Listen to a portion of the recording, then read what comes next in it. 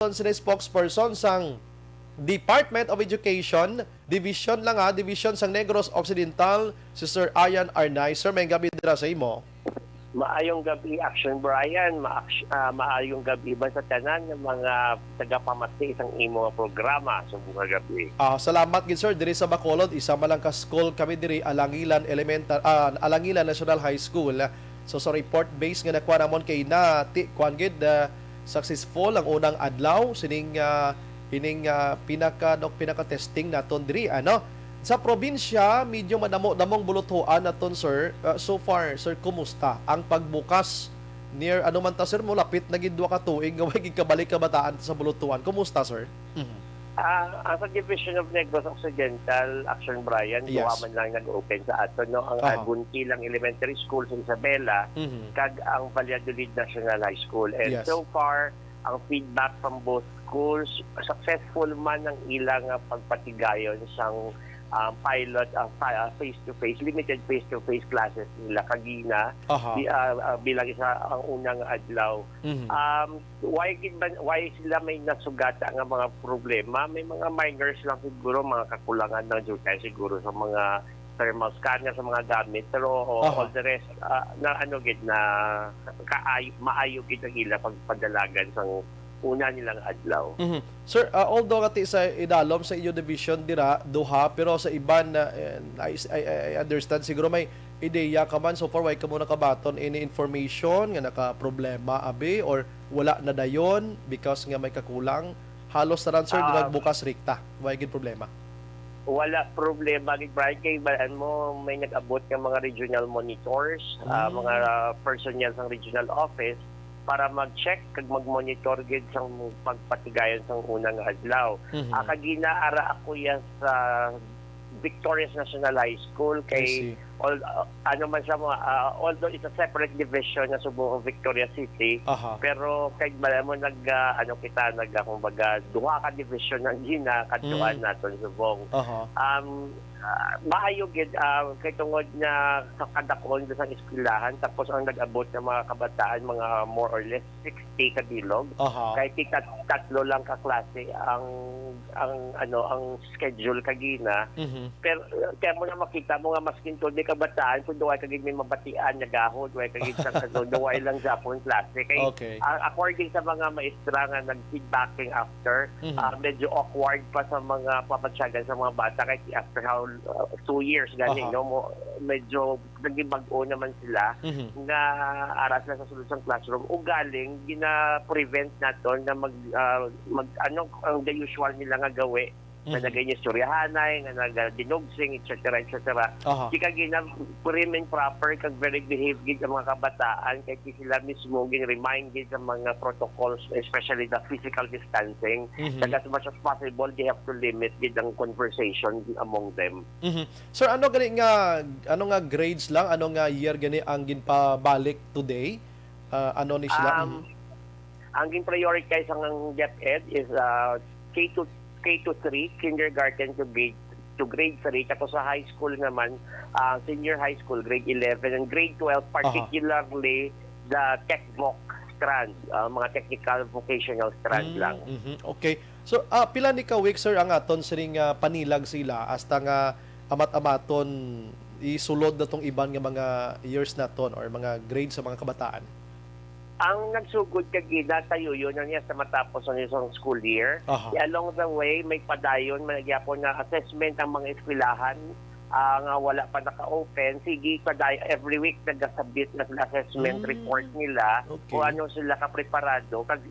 More or less, siguro we are expecting the coming days or months na may mga additional naman na mga list of schools nga sugtan nga mag-abrace ang face-to-face.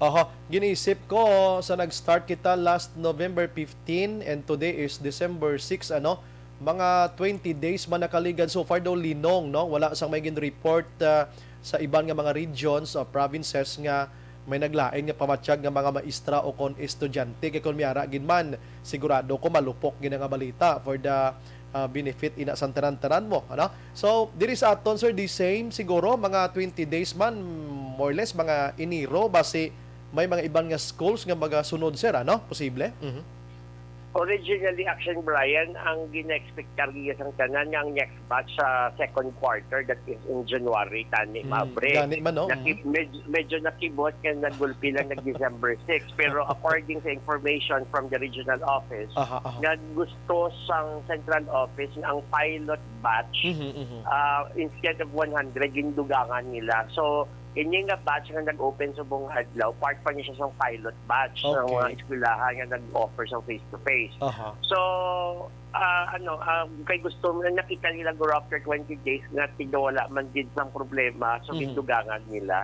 Pero ako nangahambal ko nga pagdayon ang evaluation sila, kay kung ano gid man nga may magkaratabo or kung may in case nga may resurgence sa barangay kundi ng eskwelahan mo na makita, posible man Japon ang mga lockdowns kag ang pagbalik anay sa printed modules if ever kilanglanon gid. Sir, Ari, may mga reports nga actually diri sa Bacolod kadamo-damo sa mga manunudlo nga way pagidya ng bakunahan, ano? And posible dira man sa Negros Occidental. So kay ina pagbukas ang tanan nga mga bakunado nga mga manunudlo amo lang ginto sila sir agin pakadulong sa eskwelahan.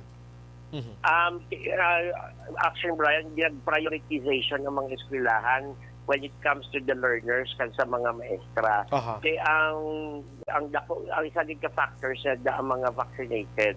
Pero if we are going to check on the joint memorandum circular between DepEd and DOH, wala wala siya nakastate nga ang posible lang nga makatudlo ang mga vaccinated na teacher.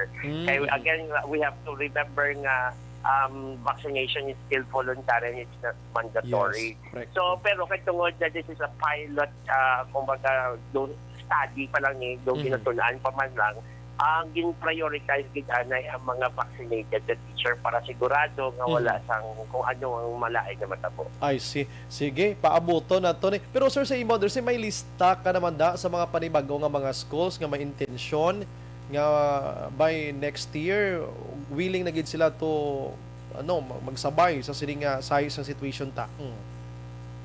Action Brian, way pa ang bago naman na list, way pa ang list lang kundiin naghalin ang 11 nga nag-open kagina.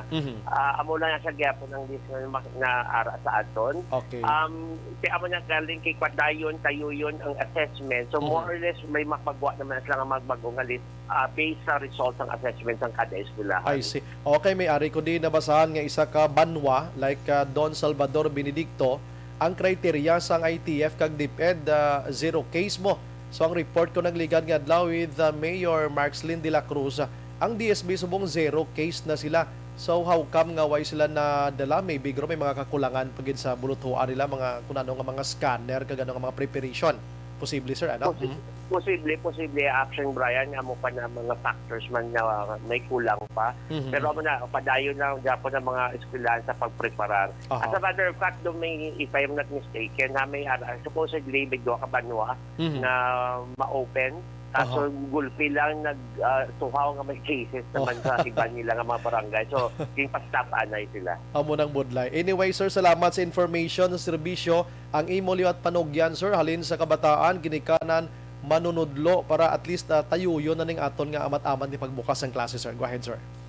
Thank you very much Action Brian. Liwat sa sinyo nga kay gayunan para sa mga kabataan naton, ang iba nga wala pa na-include.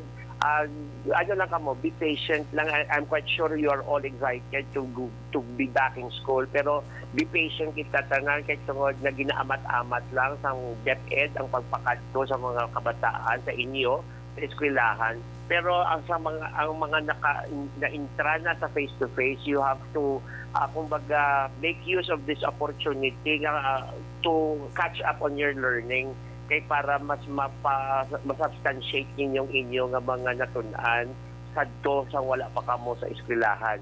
Sa mga ginikanan, please, reminders na sa aton mga obligasyon sa kabataan, ang paghatag sang pamahaw, kag vitamins para ma-improve nilang immune system, ang pagsaway sa ila sa paglagaw, especially kung after sang klase, diretso sila lang sa panimalay, kag aton man bantayan ang ilang pagtuon, let's check on them. kung ano ang mga ulubrahon sa eskwelahan, dapat nila obrahon man. Sa mga teachers naton, congratulations, especially those na involved sa face-to-face, kadako gid sa serbisyo sa mga maestra naton, no? Ang mga kakulangan kung isa sila na nag-fill up, sila nag-fill in, sila ang nagapangabudlay sa pagbutang sigitanan ng mga protocols. Sa ato ng mga partners, especially si LGUs, kadagko gid ang ilang ginahatag sa ato nga bulig. Sila ang kumbaga, limitado mo lang resources ang eskwelahan, pero tungod sa ato nga mga LGUs, dako gid ang nabulig sila.